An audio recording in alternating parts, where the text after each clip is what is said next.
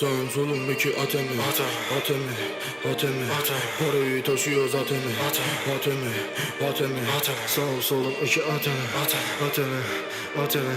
Parayı taşıyor zaten Atemi Sokağın başından sonuna koşturup duruyorum ya. İşime bakıyorum, zinciri takıyorum. Sadece bekliyorum, bak yakında çıkacağım gün yüzüne. Elimde bir düzene ya, sokayım bu düzene ya. Siyah bir Honda Civic ya. Gözleri kan kırmızı ya. İstiyor ölmemizi ya. Olmayacak hayır asla. Takarız orospuna tasma. Biz de çok sen gaza bas. Pislik mahallesini harcarlar.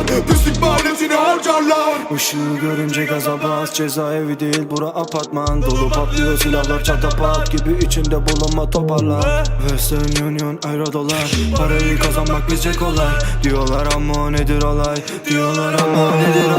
Opel Astra içinde 4 kişi, SMS ya da WhatsApp trafik. Tuşumuza bas, paramızı ver, bizler yürüyen bankamatik. Mülküm hasla, amcalara ağzını açma asla. İşi pasla, zaman az da riski fazla, gaza basla. Sağım solum iki atemi Parayı taşıyor zaten Atemi Sağım solum iki atemi Parayı taşıyor zaten Atemi Sokağın başından sonuna koşturup duruyorum ya. Duvara asmıyorum poster, hiç kimmiş lan onlar göster ya. Bugün değil asla ölmem, kırmızı hep şu gözler ya. Tanımıyorum kendimi aslen ya.